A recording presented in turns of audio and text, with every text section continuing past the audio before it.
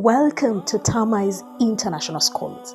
Tamais Junior School in Uganda has opened another branch in Rwanda called Tamais International Academy, a day and boarding secondary school located in Musanze, offering a Cambridge International program. Located in a beautiful, cool environment founded on Islamic values, though it warmly welcomes all religions across the globe.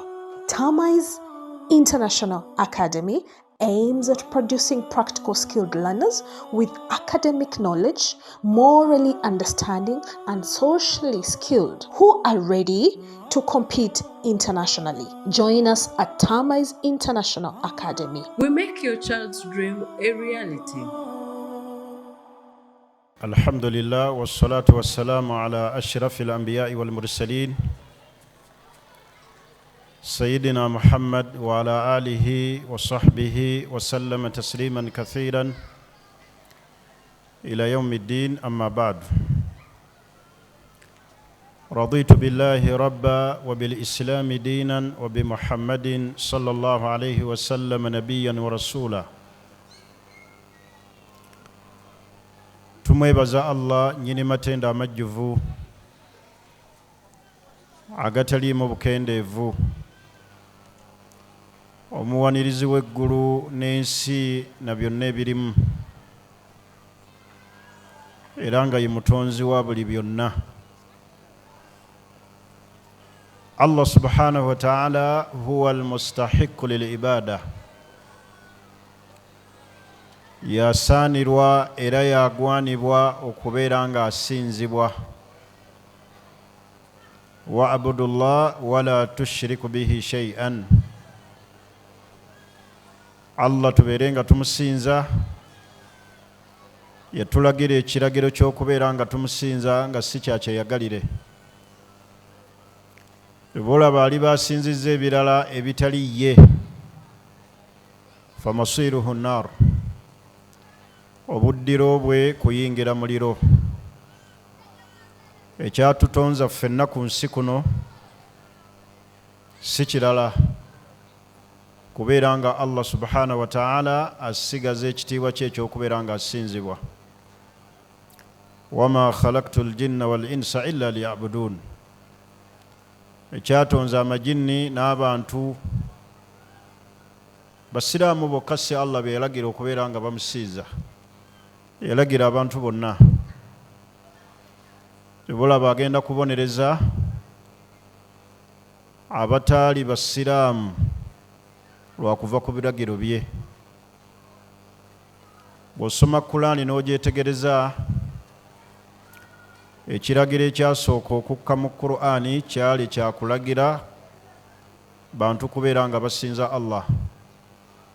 Ya ayyuha nnas u'budu rabbakum alladhi khalaqakum walladhina min qablikum la'allakum tattakun. Ekiragiro ekyasooka okujja mu Qur'ani kyali kyakulagira bantu bonna okubeera nga basinza Allah subhanahu wa ta'ala.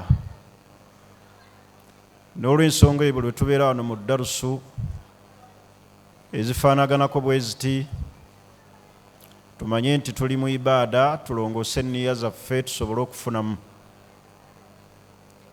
Njagala kwebaza abavubuka abategese darusu eno abali wansi wa Jamaiyatu Tablighi Da'watu as-Salafiyya olw'okutegekera abavubuka oba olw'okutegekera abantu bonna eddarusu efaanaganako bweti erimu okutuyigiriza eddiini yaffe. Ebisoomooza eri abavubuka naddala ku mulembe guno bingi. Abavubuka basoomoozebwa bayita mu challenges nyingi, nga n'ekisookera ddala ye challenge eya aqida, enzikiriza. Abavubuka bangi baggweredde mu masabo, abavubuka bangi baggweredde mu bid'a, ziri zennyini zikakongoliro. Era mu kiseera kino mwe tuli be bakyasinze n'okubeera nga bazitambuza ennyo abavubuka. Kati lwe tutadda ku ddiini, bwe tutabeerawo kukumaakuma bavubuka kubazza ku ddiini yaabwe kugisoma, bangi bajja tugendako. Enzikiriza buli bwefa mu bavubuka, empisa zijja kufa, emirembe gijja kubula, abavubuka tebasobola kubeeramu kisobola kubagasa. Kubanga enzikiriza kiringa bw'olaba obukulu bw'omutima mu mubiri gw'omuntu. Buli bwebula mu buvubuka bye bikolwa ebikyamu bojja okulaba nga abyetabamu. Ogenda mu kulya ebisiyaga,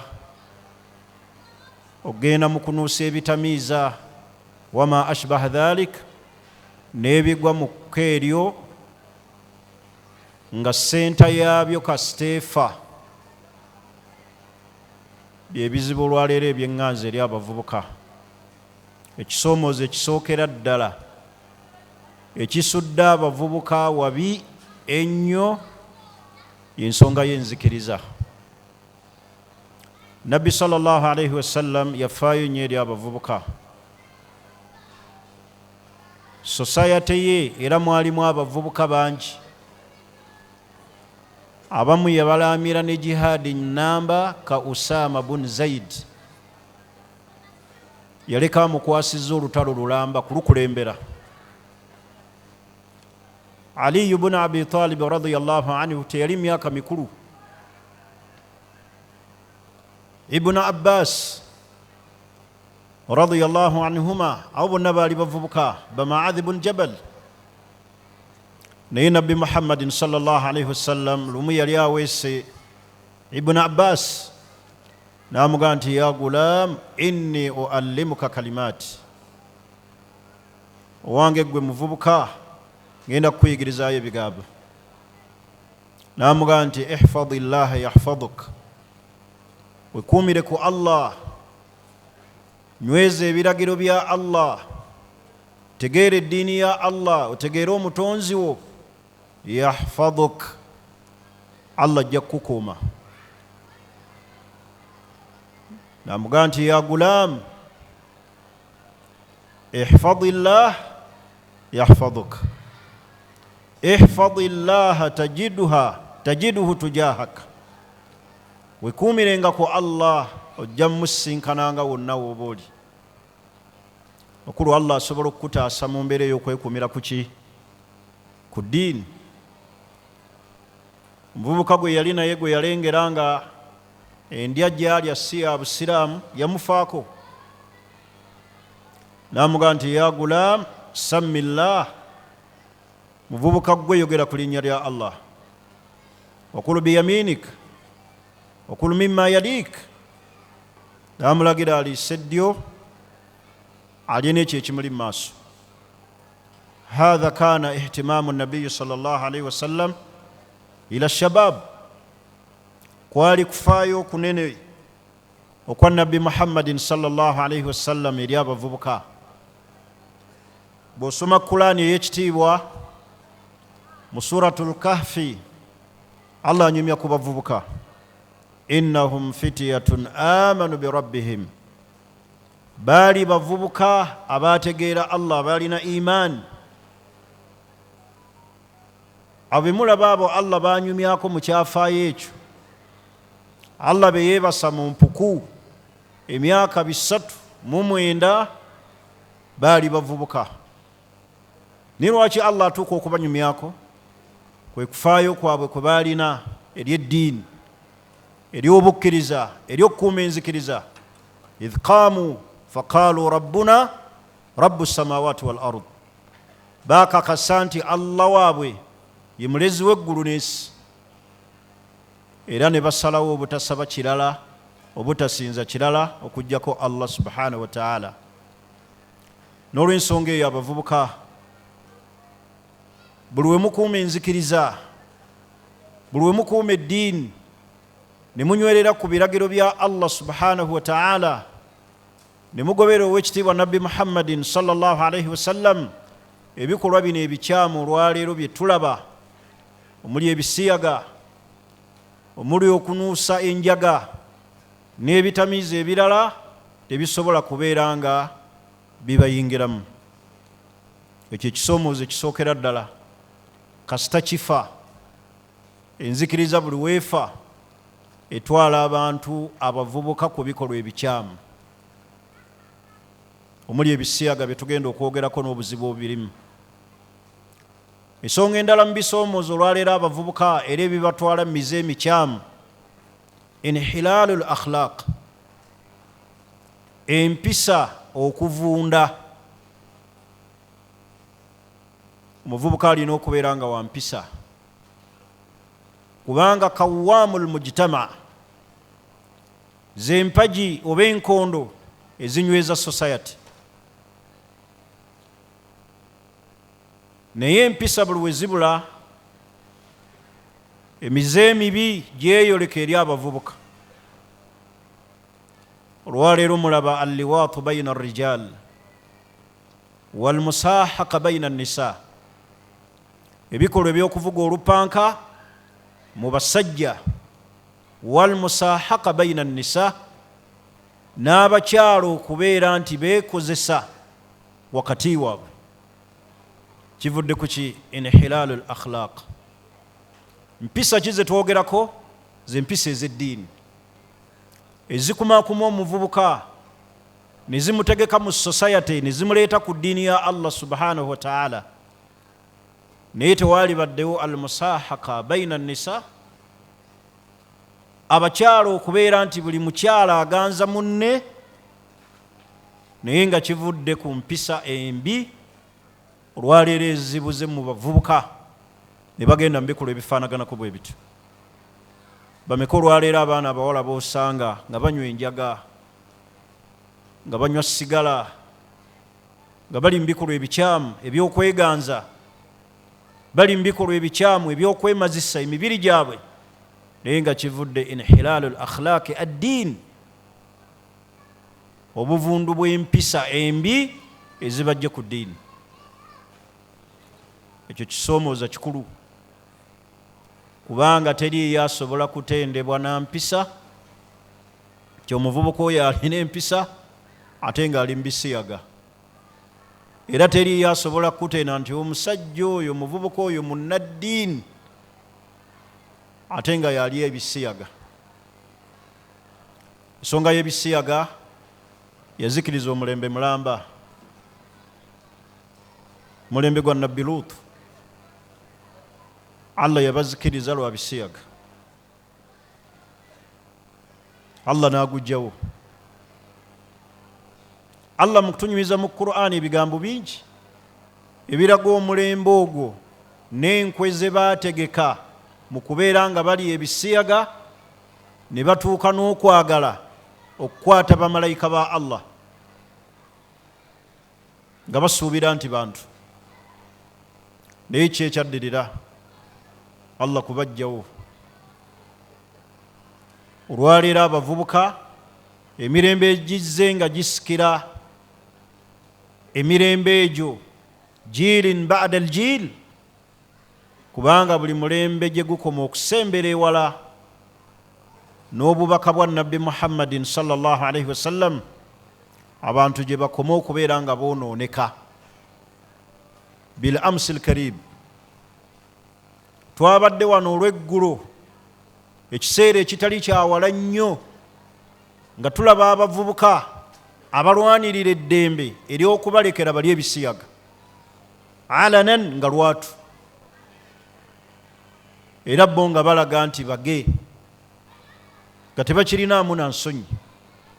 N'abaana ab'obuwala bo olwaleero lwe bayita eddembe, eddembe lyabwe, ne batamanya nti ekyo olwaleero kye balwanirira kikontana n'obutonde obutuufu, kikontana n'enkola ya Allah subhanahu wa ta'ala gye yetuteerawo ng'abantu, naye ng'oli aliyita ddembe. Era abamu bakirwanirira nga balabira ddala nti ddembe. Baganda bange abasiraamu naddala abavubuka abali wano,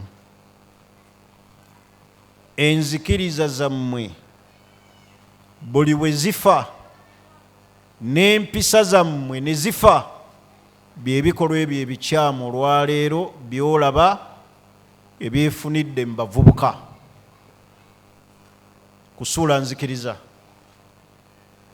n'empisa ezikumaakuma omuntu okumutegeeza omutonzi. Kasita abantu bava ku ddiini. N'olw'ensonga eyo njagala okugumya omuvubuka ab'omulembe guno nti tuba twagala okuwona ekibambulira. Akabenje akanene akali mu bisiyaga, tunyweze enzikiriza zaffe mu Allah, tunyweze empisa zaffe ez'eddiini kwetukumira, kubanga empisa Allah ze yatusiimira zikontana n'obutonde bwaffe. Allah zayagala tweyiseemu, tiyatuteeka mu nsi Allah kweyisanga bisolo. Hatta waliyo n'ebisolo ebitasobola kwegatta na bisolo binne waabyo mu maaso g'abantu. Nga kisolo ki? Ng'eŋŋamiya. Ebula Allah agitukubirako ekifaananyi. Afala yanduruuna ila al-ibili kaifa khulqat. Tebalaba eŋŋamiya engeri Allah gye yagitondamu. Ŋŋamiya tesobola kwegattaawo ng'omwana gwayo gulaba. Naye olwaleero osanga abavubuka nga balwanirira eddembe ly'okulya ebisiyaga ne batamanya nti abakola ekyo balabe bennyini ery'eddiini, balabe ery'obutonde obw'omuntu, era nga be ba agenti ba shaitan abasookera ddala. Buli yenna ali mu bikolwa ebyokulya ebisiyaga, wakati w'abasajja, wakati w'abakyala, akimanye nti abo ba agenti ba shaitan. Tebaakoma ku ekyo ba agenti ba shaitan ne balumbagana n'amasomero gaffe, n'obasanga nga bagenda batambuza ensonga eyo hatta fil madaris, ne mu masomero ne bayigiriza abaana abato ensonga embi eyonoonya obulamu bwabwe, kubanga sitaani kyebaagaliza. Kyobulaba Allah atwewaza okugoberera sitaani. Innahu lakum aduwwun mubin. Sitaani mulabe wammwe wa lwatu. Naye sitaani bwe yafuna ba agenti baayo yo neetuula, n'osanga mu masomero gaffe nga galumbiddwa ba agenti ba sitaani abateeka mu baana abato mu bavubuka okulaba nga bali ebisiyaga, waliyadhu billah. N'olw'ensonga eyo baganda bange abasiraamu, alhadhar kulla alhadhar,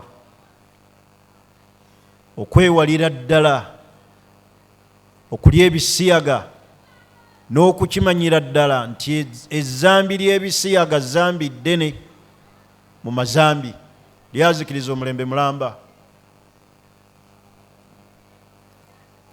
Tulina okubeera nga tubyewala. Ebisiyaga bikontanira ddala n'obutonde obw'omuntu Allah gwe yatonda. Abamanyi baffe ab'obusiraamu nga tebeeyawuddeemu baalabira ddala nti omuntu alya ebisiyaga ekibonerezo kye kuttibwa,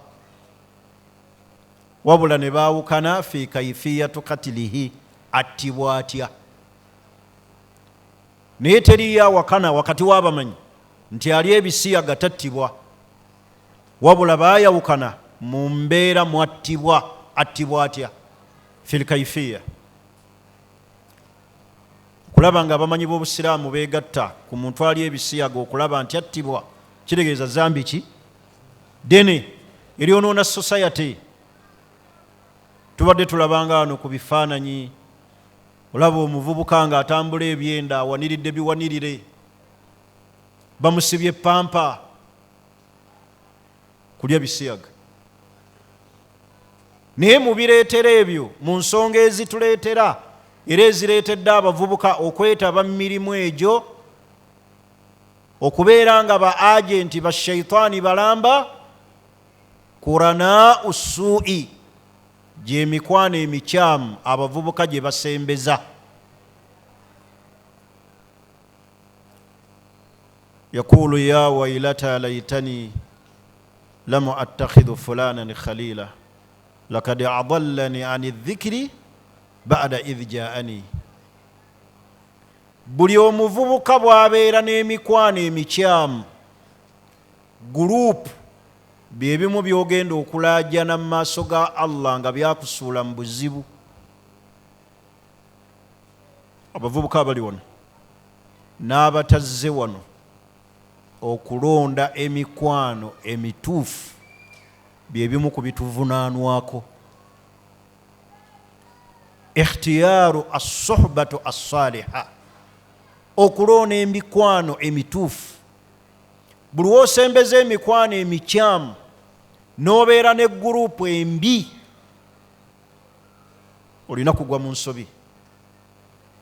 Abamu bayiza okulya ebisiyagalo wa mikwano emikyamu, naye Allah atunyumiza ti omuntu agenda kulaajana, yakulu ya wailata laitani, agenda ga ndabye zinsanze, lam attakhidhu fulanan khalila, senga akabenje kano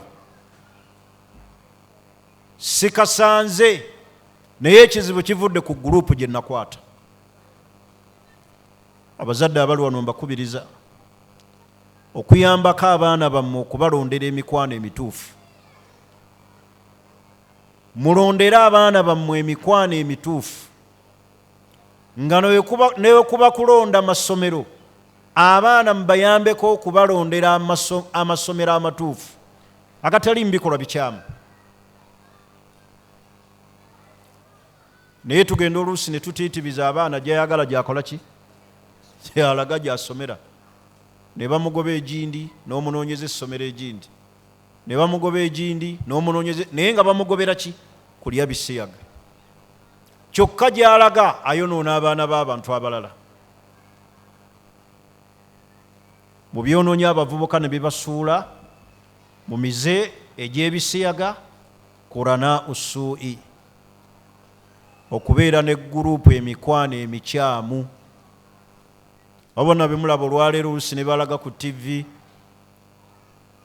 abali mu kkuba abantu obutayimbwa nga balina n'abakulira kufuna mikwano mikyamu. Ne baga nti akabinja k'abantu kali eyo nansana bantu kubeera nti baafuna emikwano emikyamu. Ensonga ey'okubiri mu bitusuula, mu bisudde abavubuka okulya ebisiyaga, ng'oggyeko emikwano emikyamu, ta'akhir azziwaaji, kukeerewa kuwasa n'okukeerewa okufumbirwa. Evvubuka libeera awo ne ligimuka nga doodo, lirina obusobozi wabula teryagala kukola ki, kuwasa. Wabula olutuuka ekiro omufaliso n'aguteekamu ekituli.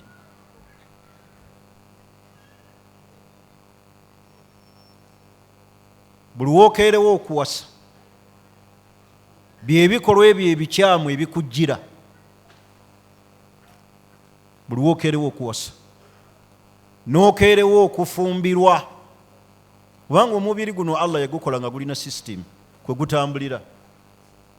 Omwana bw'aba eri mu myaka emito teriyo kisumbuwa mubiri gwe, naye omuntu bw'akula bw'ati atuuka mu kiseera n'ayingira mu myaka ng'omubiri gulina kye gwetaaga. Kati okubeera nti abantu bakeereyo okuwasa, kivaamu ng'omuntu agwa mu bikolwa ebyo ebikyamu ebyokulya ebisiyaga. Vubuka ali awo akuze myaka 38 ayingidde 4 aga nti ndi single, ate am not searching. Wabula ogimuka bugimusi olinga mbuzi za dhuhiya. Mulina okulaba nti Allah bw'aba abawadde muwasize ku myaka egisaanira n'okufumbirwa ku myaka egisaanira. Tuli fenna. Nsonga eyokusatu, mubisuula mu bavubuka mu bikolwa ebifaanaganako bwe bityo. Olaba obusiraamu butugaana okusula atya obw'omu mu nnyumba. Lwaki? Kubanga Nabbi sallallahu alaihi wasallam yatugamba innama yaakulu adhiibu alghanamu alkhasiya, omusege gulya nnyo embuzi eyeyawudde etya embweti. Kati naawe omuvubuka gezaako okulaba nti towangaala wekka, tosula wekka, naye ng'oddayo ku kikolo ekyokubeera n'abantu abaki abatuufu. Naye buli wosula omubooti sitaani ng'ajja akuteekamu ebirowoozo. Ensonga endala eyokusatu oba eyokuna, era Nabbi sallallahu alaihi wasallam gye yatwewaza be basajja okwefaananiriza abaki abakyala. Osanga erivubuka liringa likyala, lyekozaakoza, lyegiraagira enjala, lirumaaluma enjala, libigula, atadde zihearingi ku matu, yeekubye meekaapu, atambulanga mukyala, ayogeranga muki, yeekozaakoza busayini obw'ekikyala. Ebyo byonna ebikola bye bireetedde abavubuka okulaba nti bagwa mu nsobi ezifaanaganako bwe zityo ez'okulya ebiki, ez'okulya ebisiyaga. N'olw'ensonga eyo baganda bange abasiraamu, inna fahishata liwaat, ebikolwa ebibi ebyokubeera nga abantu bavuga olupanka, Allah subhanahu wa ta'ala yabivumirira mu Qur'ani ey'ekitiibwa era n'azikiriza n'omulembe mulamba. Allah atagamba nga Nabbi Luutu alaajana eri abantu be, wa Luutan idh qaala liqawmihi, Allah atugaa nti mujjukire Luutu, Nabbi waayitibwa Luutu, ng'ayogera eri abantu be abajja ku bisiyaga, ataatuuna alfahishata ma sabakakum biha min ahadin min alalamin, musazeewo okwetaba mu bikolwa ebyo ebikyamu. Omusajja aganze musajja munne, omukyala aganze mukyala munne. Ma sabakakum biha, teri yali mulembe gwali gukulembedde kukola bikolwa ebyo. Allah subhanahu wa ta'ala ogw'omulembe n'aguzikiriza. Mu aya endala Allah agamba nti wa Luutan idh qaala liqawmihi, era mujjukire Luutu ng'alaajana eri abantu be, ataatuuna alfahisha, musozeewo abasajja, baganze abasajja mukole ebikolwa ebyo ebikyamu. Ma sabakakum biha min ahadin min alalamin, teri yali akulembedde mu bitonde Allah bye yatonda kukola kikolwa ekyo. Allah kyava agamba nti innakum lataatuuna rijala shahwatan min duni nisa, mukoze mukole ebikolwa ebyo nga mubikolera ku basajja bannammwe. Omusajja aganze musajja munne. N'olw'ensonga eyo njagala okwewaza abavubuka nti mubiva mu ebyo y'ensonga y'abasajja okwefaananiriza abaki abakyala, ng'olwaleero bwe tulaba ku mulembe guno. Vubuka bali awo balinga bakyala, enjogera, entambula babigulanga bakyala, beekolako nga bakyala, bakola busayini obw'ekikyala n'ebirala. Kye tulina okubeera nga tukyewala. Ensonga endala gye mutasuula, gye muteekeddwa okubeera nti mugiteekako, be bavubuka olwaleero okulunkana assafaru ila algharbi, okgenda mu nsi ziri ez'abakyeruppe, ez'aba magulu ki magulu meeru. Oli alabanga bw'atagenda yalina ekimukendeerako, bambi olabye bw'oba okyalina obwongo bwe butyo. Toyagala nnyo agende mu nsi ziri n'agenda ne kwembase zaabwe n'agamba nti ekinzija wano banzigyeko eddembe lyange ery'okuganza omusajja munnange, kubanga bali we bawulira ekyo balabira ddala munnaabwe, baladira ddala agenti waabwe agenda obbayambako nga visa bagikoona mu mangu. Bwe bamala okukupakira bwepaba nga bakutuuziza mu kampu ez'abasiyazi nga basooka bakusiyaga emyezi nga 6. Nanti oyagala visa, oyagala buki? Butuuze nga bakusiyaga ng'ate olaajana, naye otunulira gwe basiyaga. Lwaleero ebireetedde abavubuka kwe kubeera nti balulunkana nnyo bagendeko mu nsi z'abazungu, kubanga baga nti okwanguyiriza okuwa visa kwogera bwogezi nti wano bakuggyako eddembe lyo, naawe ogenda ng'olayira sikyalina ddembe lyange, baalintoolako, naye ng'eddembe lyoyogerako nti baakugaana okuganza musajja munno nga bakukondera mu visa nga bakutwala, kubanga eri balina kusookeza mu kampu z'abasiyazi kuba oli munnaabwe, nga bakusiyaga tokyasobola kutuula, tokyasobola kusaala ng'obulamu bwo bufa. N'olw'ensonga emuleke nnyo okwegomba, mwewale nnyo okulaba nga mwegomba mu mbeera efaanaganako bwetyo.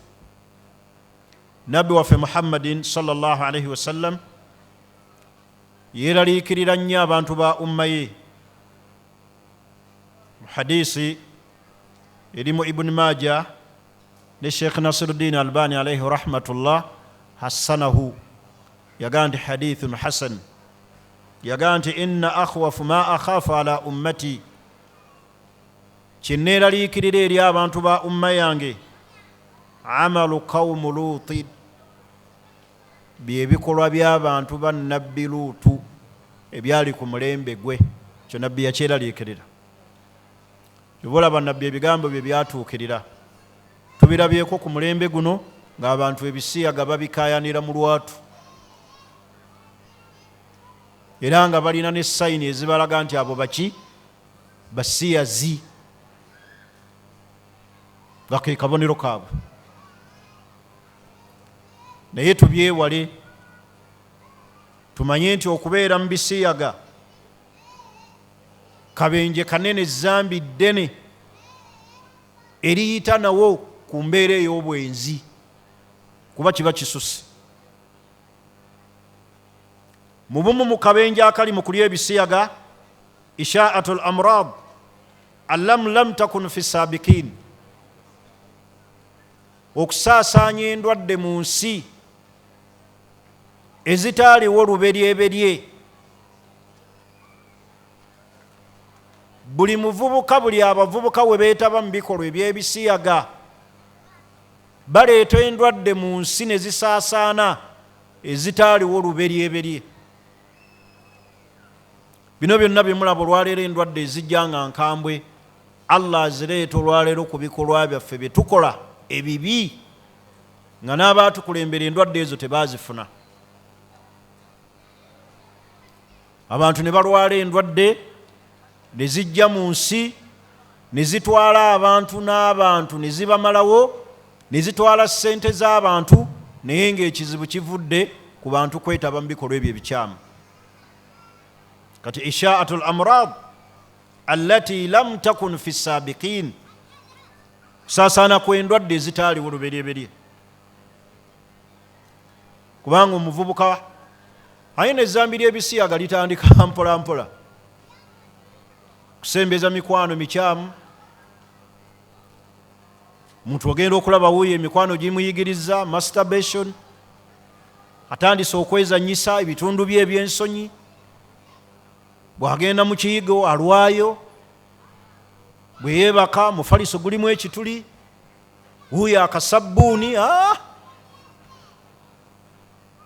gabaga nti gundi yagize ebisiyaga, gundi yaganzizza musajja munne baagalana. kubanga ebyo abantu olwaleero babirimu. Naye ddala omusajja Allah gwe yateekamu amagezi agategeera aganza atya musajja munne n'amuddako n'amwekanaanikako ng'ayita mu kkubo ery'ekyafu eriyitiramu ddala obukyafu. Olaba Allah atugaana kubeera n'abakyala nga bali muki? Bali mu nsonga. Naye ate gwe n'oddira ekifo kyennyini ekikyafu ekiyitamu kazambi, ate gwe n'okiddamu nga mwe muli obuwoomerevu. Naawe gwe basiyaga n'onyumirirwa ddala. Kyewuunyisa olwaleero ebikolwa bye tulengera mu bavubuka ne mu bantu. Kyova olaba chachi ezisinga obungi zikoze kinene nnyo mu kukola ebikolwa ebifaanaganako bwe bityo. N'osanga chachi ezimu nga zigatta abasajja bwe batyo ne basajja bannaabwe, nga chachi nnamba neegatta omusajja ku musajja munne, kubanga ebiwaleero biri open, si byakwekerera. N'owulira nti pasita gundi ali ebisiyaga kwabo kweza endiga ze. Baganda bange abasiraamu, ddala abavubuka, tubeere nga tunywera, nga tunyweza eddiini yaffe n'okunyweza enzikiriza zaffe nga Allah subhanahu wa ta'ala bw'atwagala tubeere nga tutambula mu nsi. Kati mu ndwadde ezo ezizze nga zikyaka, Allah n'atuleetera obulwadde obubi mu nsi muno. Kawumpuli najja, obulwadde obwa AIDS ne bujja, lw'abantu kubeerera mu bikolwa ebifaanaganako bwe bityo, ne butta obwongo bw'omuntu n'abeera nga tategeera, n'ebirala ebifaanaganako bwe bityo. N'olw'ensonga eyo baganda bange abavubuka abali wano mu darusu eno ey'ekitiibwa, neewaza omwoyo gwange n'emyoyo gyammwe ne sosayate yaffe okulaba nga tugijjamu kakikya obukyafu obufaanaganako bwe butyo. Njagala kwogera ensonga zino. Lwaki olwaleero abavubuka bangi obasanga mu bikolwa ebyo eby'okubeera mu bisiyaga? Ensonga zenjagala tutambuliremu. Ensonga esookera ddala, dhaafu al-iman, bwe bunafu bw'obukkiriza. Kullama dhaafa al-iman, ebbanga lye imaani yo lyemala ng'enafuwa, suubiranga ebikolwa ebikyamu okukuyingira. Dhaafu al-iman, obunafu bw'obukkiriza. Teriyo asobola kubeera nga imaani ye nzijuvu ne yeetaba mu bikolwa ebikyamu, naye dhaafu al-iman. Fakullama dhaafa al-iman, imaanu al-abd, buli obukkiriza bw'omuntu bwe bunafuwa, kubanga ekinafuya obukkiriza bw'omuntu al-ma'asiya, byebikolwa ebikyamu ge mazambi.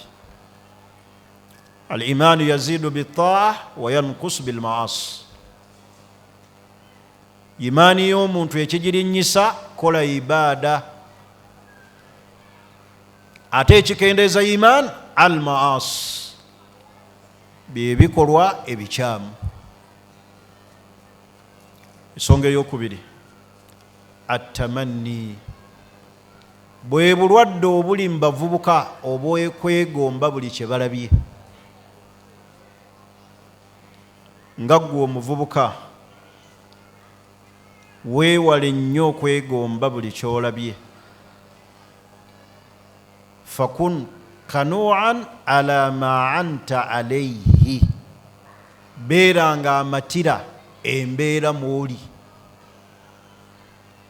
Naye omuvubuka agenda ne yeegomba emisono gy'alaba mu bavubuka banne, engeri gye bambalamu, naddala abaana baffe abaana ab'obuwala, alaba banne bambala engoye, bambala engatto, balina amasimu, ne yeegomba. Eyo gyagwira ku bantu abakyamu. Era abazadde abali wano mbakubiriza okutuulangako n'abaana bammwe, okubajjamu omutima gw'okwegomba buli kintu. Nti asobola okwagala ekintu naye n'amatira mu mutima nti kye nnina kye kyange, kye sirina si kyange. Naye abavubuka olwaleero olumba olubamazeewo kwe kwegomba buli kye balaba. Beegomba essimu, beegomba emisono, beegomba bannaabwe ennyambala gye bambadde, ekivaamu nga bagwa ku bantu abakyamu. Obwo obulwadde bwonoonye nnyo abantu, naddala abavubuka, hatta n'abaana mu masomero. Emize gye mulaba egy'okwebba, omwana nabba engoye za munne, ono n'ayingira mu keesi ya munne, n'ajja mu juyisi. Waliwo amasomero agatazannyanga okukukwata obukwasi mu kubba, kebe stokisi ya munno, nga bakuwa expulsion, oyo afuluma essomero completely. Naye gwe kubamu ekifaananyi nga gwe muzadde nga bakuyise ku ssomero kukima mutabani wo, muwala wo kubba afupeti ya munne, nga bakwasa mutabani wo wa senior 3 kubba juyisi wa munne. Olumba oluli awo kwegomba. Abaana baffe tubatuuze, tubajjemu omuze gw'okwegomba buli kye balaba. Tubamatize nti embeera gye tulimu Allah ye yagitusiimira, biri si byaffe, ate tetusobola kwenkana mu nsi. Mutuuze abaana mubabuulire. Omuntu eddiini y'ekisenga ekendeera, obukkiriza nga buli wansi, kubanga obukkiriza bulinnya na kugondera Allah, ate ekibukkakkanya wansi kwetaba mu bikolwa ebya haramu. Ekyokubiri kye njogedde bwe bulwadde obuli mu bavubuka obwabasensera okwegomba buli kye balaba, okwegomba emisono oba masimu oba nnyambala, ekivaamu abantu nga batukozesa ebikolwa ebikyamu olw'okutuukiriza biri bye tubadde twegomba. Nenkubiriza abazadde okutwala obuvunaanyizibwa obunene okwogeranga n'abaana baabwe okubajjamu ebikolwa eby'okwegomba. Bye bikyasinza okusuula abavubuka wabi. N'ensonga endala, tasallutu shaitaani alaihim, be bavubuka okubeera nga sitaani abettanira ng'ayita mu bikolwa ebikyamu, ng'okubafuga mu kuwuliriza ennyimba, mu kwambala emisono egikontana n'obusiraamu, gamba ng'okwambala balansi, ng'abaana abawala okwambala ng'emibiri gyabwe giri bweru, amakundi ne gasigala ebweru, amabeere ne gasigala ebweru. Ng'ero olwaleero bwe tulina emisono egikontanira ddala n'obusiraamu ng'ennyambala ya damage. Ndowooza era damage kitegeeza ekintu ekifu mu luzungu lwe nasomako olutonotono. Naye era osanga sitaani ng'atukozesa ng'omuvubuka ayambadde anyumye ng'ataddemu ne ssente naye ng'ayambadde damage. Kitegeeza ye kennyini mufu n'ebyayambadde biki bifu. Kati tasallutu shaitaani alaihim, sitaani okubeera ng'ayingira mu bavubuka mu kubakozesa mu nnyambala enkyamu ekontanira ddala n'obusiraamu. Oli ayambala n'omujoozi ogw'abasiyazi n'alabira ddala nga yaliko. Ng'era bw'olaba omuvubuka ayambala gu t-shirt ogunene bwe guti, n'abanga ali kuhanga guliko ekigambo ekinene mabega, I am pregnant, naye ng'atambula azimba, alinga ayagala okubuuka mu bbanga bwakka, alaba nga yaliko. Kwambala balansi, bokisa ze ziri ebweru.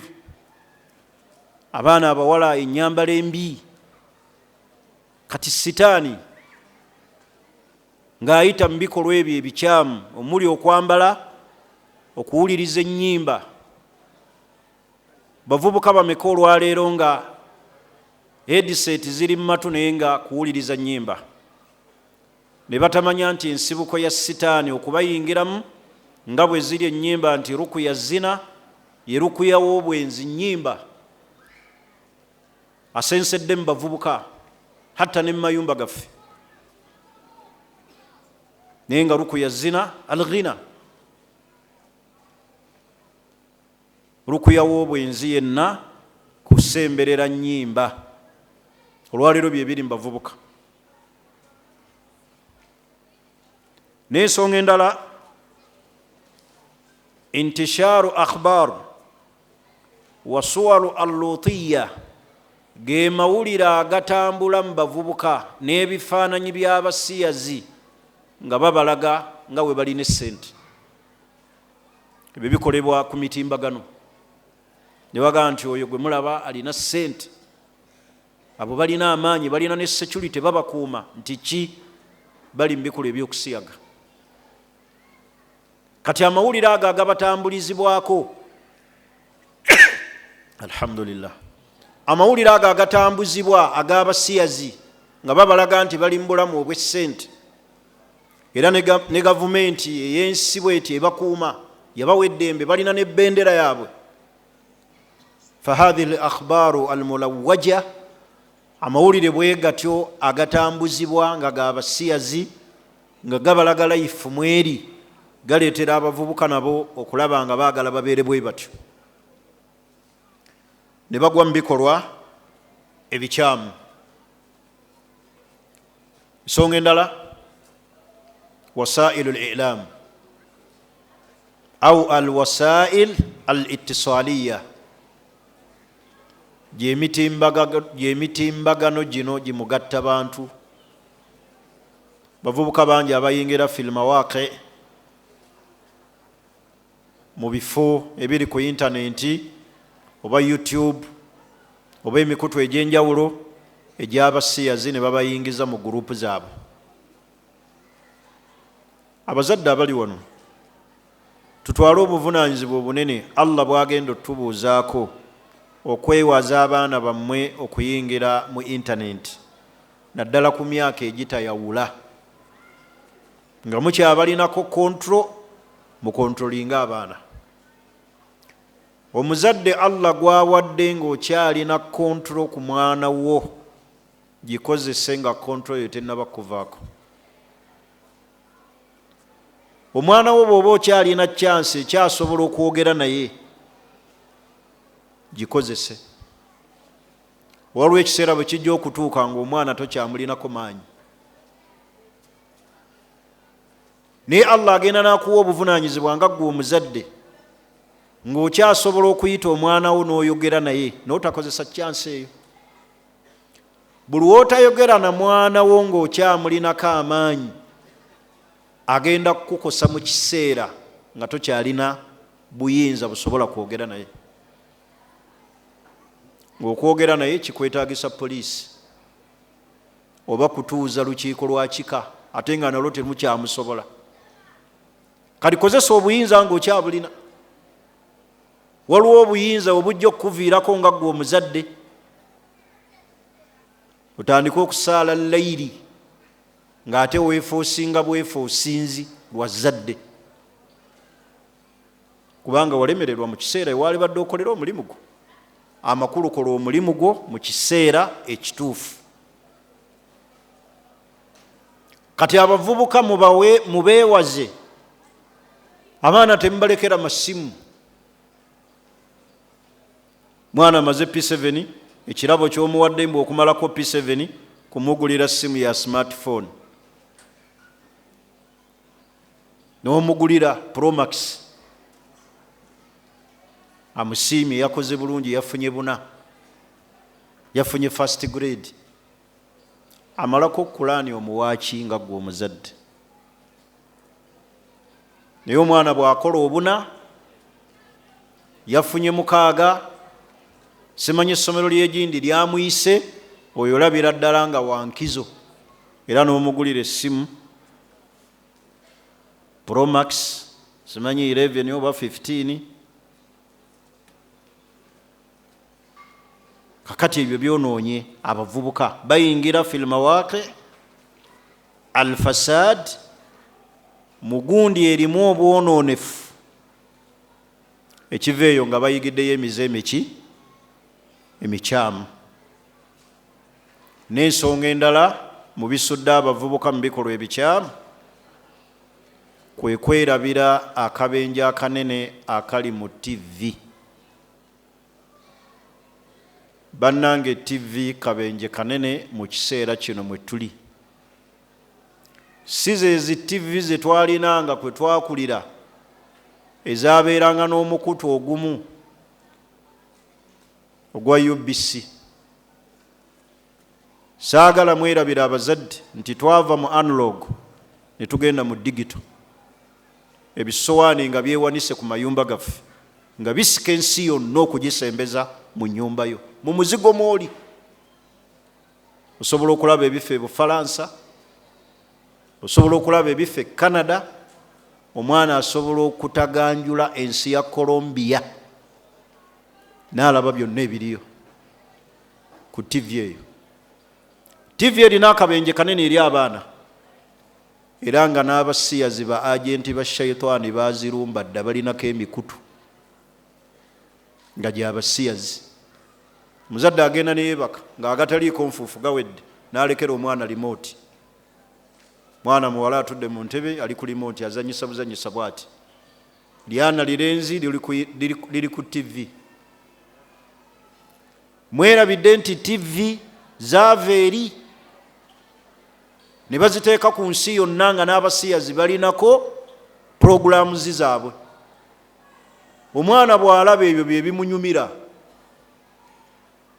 Hatta nga waliwo ne puroguramu nnamba ezo eza katuuni gwe mulekera abaana nga zifundikira ziyigiriza abaana baffe kusiyaga katuuni. Yeetobeseemu emikutu egimu nga gy'abasiyazi. Abazadde mutwale obuvunaanyizibwa obukontrolinga TV awaka. Kubanga TV olwalereke eriko ebintu bingi ebiriko.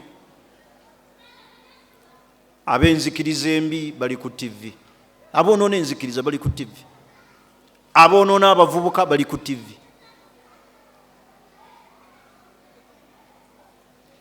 Olaba zoonoona abantu bakulu.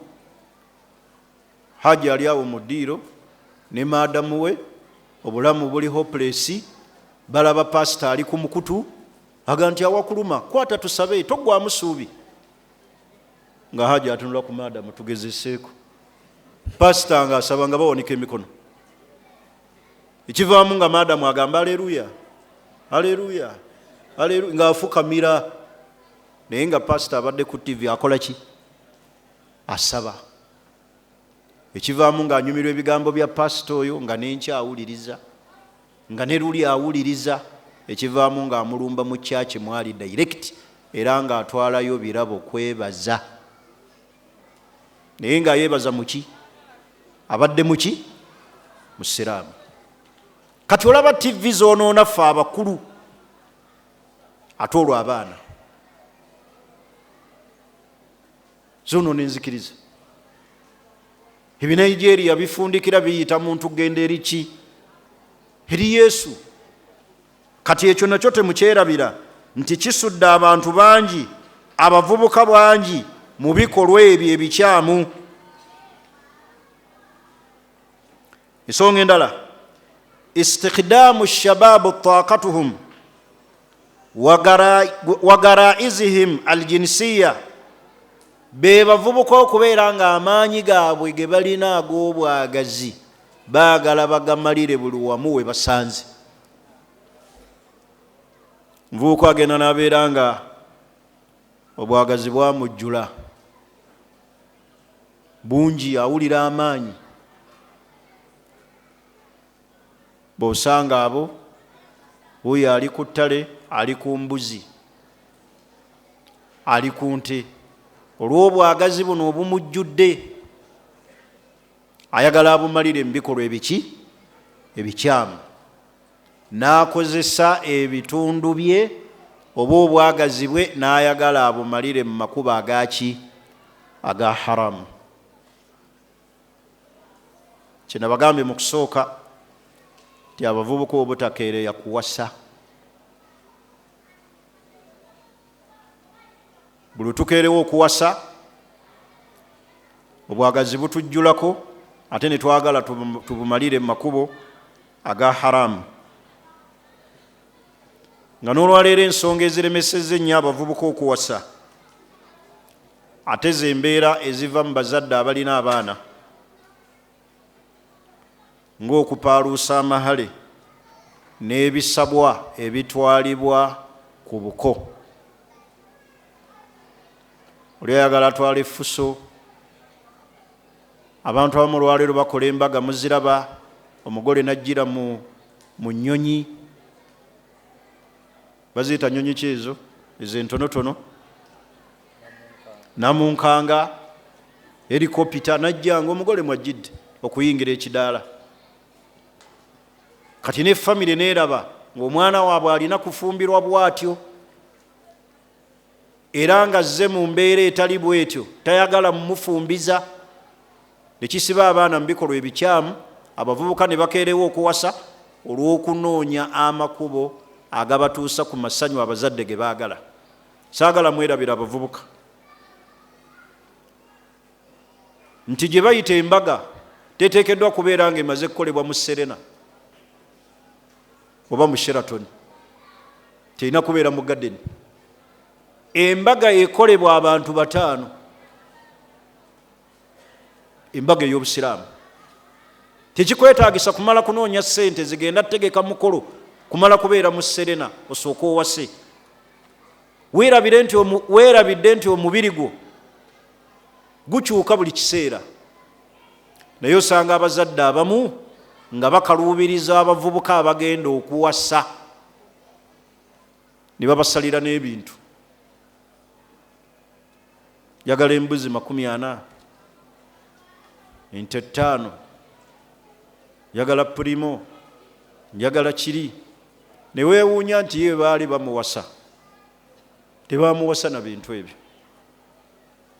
Kati okukaluubiriza abavubuka ensonga y'okuwasa nga tuleega bye tubasalira, kireetedde abavubuka baffe okwetaba mu bikolwa ebiki ebikyamu.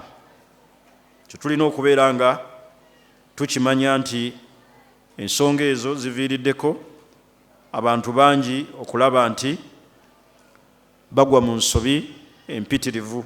N'ensonga eddirira esembayo alfaraaga ataamu, abavubuka okusigala nga bali aido. Buli omuvubuka bw'abeera aido nga talina kimufuula bize, agwa mu bikolwa ebikyamu. Jajja osangira abalabe ba sitaani bamuyingize mu gurupu zaabwe, either abasiyazi oba bano simanyi bagiyita abo abagenda wansi waki ba Illuminati abagenda wansi w'ennyanja, oba abantu bonna abakyamu bamukozese. Naye alfarag, omuntu okumuvubuka okusigala nga ali aido. Abavubuka abali wano mulwanyise nnyo obuwangaazi bwammwe bwe mulina ku nsi kuno, okulaba nga temubeera aido, mubeere bize. Either beera bize mu kukwata Kulaani, beera bize ng'olina kyokola, naye kuba kuyiga kola sabbuuni, kola bitabo, kutunga kyalaani, beera bize naye lema kubeera aido. Obwa aido obwo okubeera aido bwe butusuula mu nsobi ennene, ekivaamu n'ofuna n'ekirowoozo ogende ku TV weerange, noonya omukyalo omugagga andabirire, anansuza. Ate omuntu asooka kweyogerako gye bamuzaala, n'ayogera ne bazadde be. Zaalibwa gindi awo ewaji Sulaimaani, emirembe, ndi muzuukulu wa Jamaada. Noonya omukyala omugagga ndabirire ng'alina ennyumba eri mu kikomera, nga yeevuga gwosigaze mulimu ki?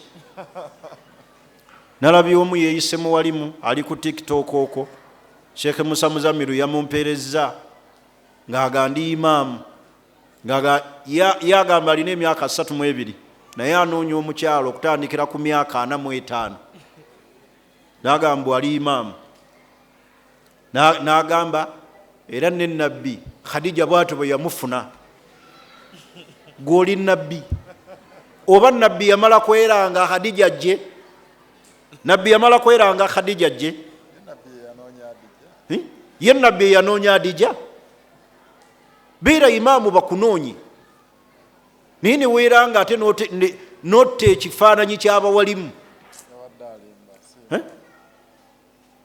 Kuba natunuulidde nenga nti ya Rabbi, ono ayeeyita imaamu naye bw'atuuse. Kale ekireetedde ekyo ki? Kwe kubeera nga tuli aido. Banaye abavubuka mukozesa ebiseera bye tulina ku nsi okulaba nga tuli bizi. Osobola okubeera bizi nakukwata kitabo kya Allah n'okukwata hadithi za Nabbi Muhammad sallallahu alaihi wasallam. Beera bizi ku mirimu egy'ensi. Leero oli muvubuka, enkya tojja kuba muvubuka. Leero tolina nvi, enkya ojja kuba n'envi. Tolowooza nti obuvubuka ogenda bubeeramu paka lasti. Laita shababa yaudu yawman fa akhbartuhu bima faala almashib. Omutontomi omu yagamba nti senga obuvubuka bwali budda ne mbubuulira obukadde kye bunkoze.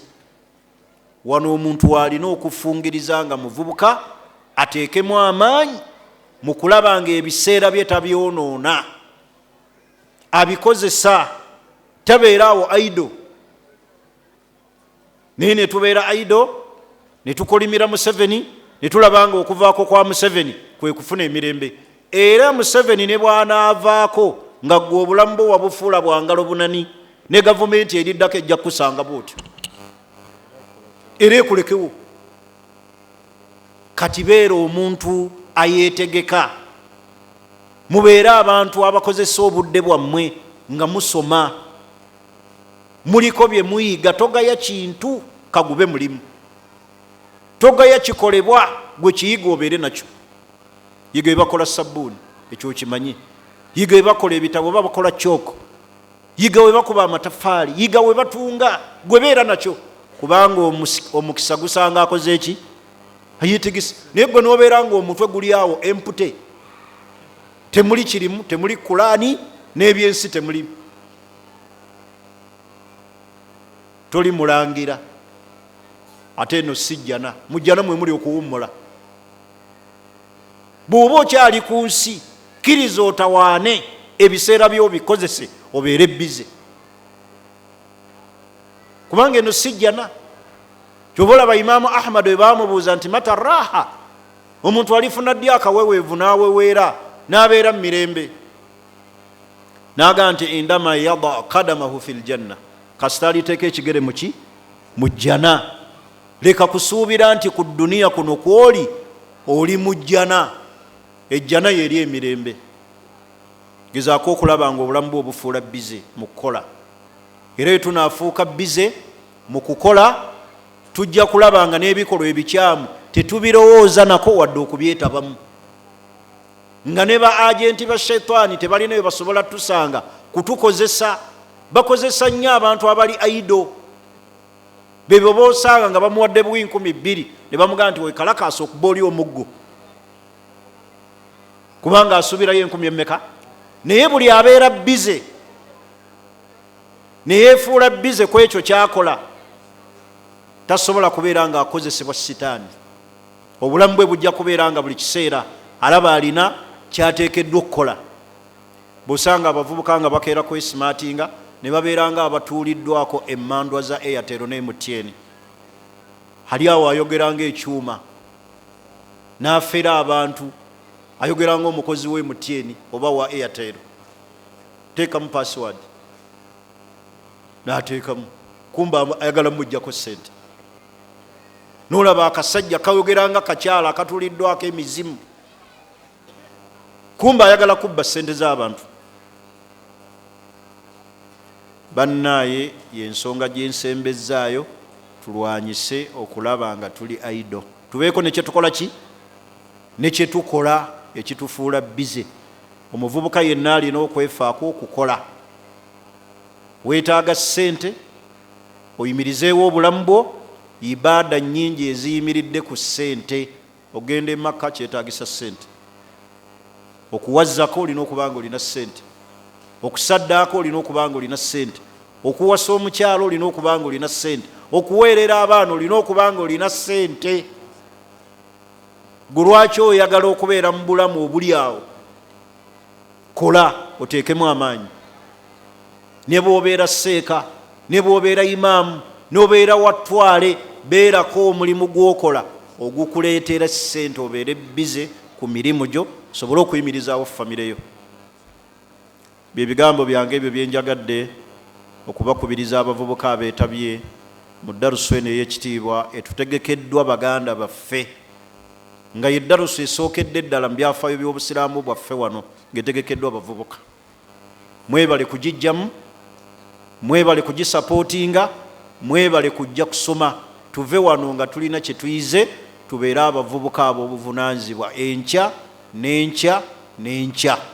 Subhanaka Allahumma wa bihamdik ashhadu an la ilaha illa ant nastaghfiruka wa natubu ilaik.